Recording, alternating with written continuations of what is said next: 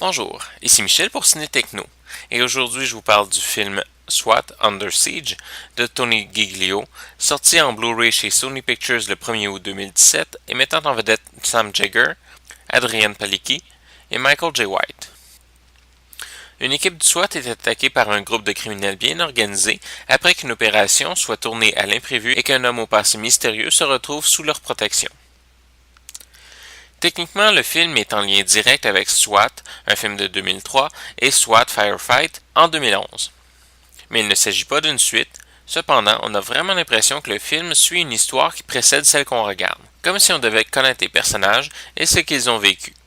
Ce n'est pas qu'il manque réellement des informations sur le contexte ou les personnages, mais on n'a pas l'impression que les personnages nous sont présentés. Il y a de rares films qui se forment comme des bulles, où rien n'est vraiment en lien avec autre chose que ce qui se passe directement dans le film. Une histoire sans réel contexte, sans background, sans extension vers la réalité, et même sans grande leçon de vie. Souvent, on a un sentiment de manque quand on regarde ce genre de film qui se regarde plus lui-même qu'il ne se présente au public.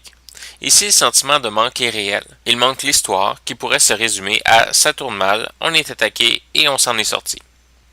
Mais ça n'en fait pas vraiment un mauvais film non plus, pour ceux qui recherchent ce genre de divertissement. Quand l'histoire disparaît, l'une des choses les plus importantes est le rythme. Et ici, on peut dire que le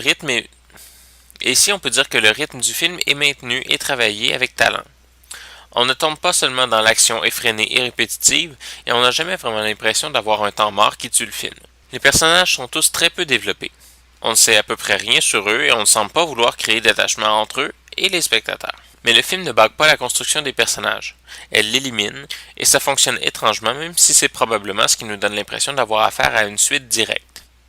En fait, quand on regarde l'ensemble des éléments, on peut dire qu'on a affaire à un film réalisé par quelqu'un qui sait ce qu'il fait et qui sait gérer ses ressources, avec une équipe qui fonctionne et des acteurs qui savent donner un peu plus qu'une lecture de dialogue devant une caméra. Bref, c'est le genre de série B qui part vraiment de rien et fait ce qu'il peut avec, mais qu'il fait bien. Est-ce que ça en fait un bon film? Je n'irai peut-être pas jusque-là, mais c'est certainement le genre de film que tous les amateurs de films d'action divertissants et sans réelle profondeur pourront apprécier. Ça n'a pas l'envergure d'un Rambo ou le travail sur la forme d'un Robocop, et ça n'a surtout pas la construction émotionnelle d'un Rocky ou d'un Top Gun. Mais ça fonctionne, surtout pour un film avec un petit budget.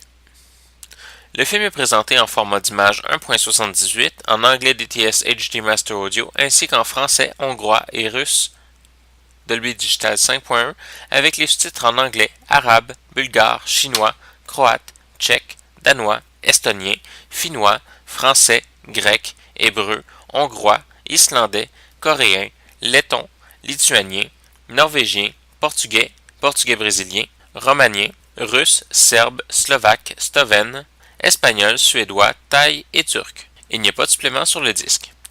En conclusion, je dirais que sans être un très bon film, SWAT Under Siege tient ses promesses et travaille le peu de ressources qu'un film de ce genre peut avoir de la bonne manière. Si ce n'était de l'intro de problèmes amoureux qu'on essaie de forcer à l'intérieur du film et de l'épilogue vraiment trop cheesy, on aurait un film qui fonctionne à la perfection. C'était Michel, je vous remercie et bon visionnement.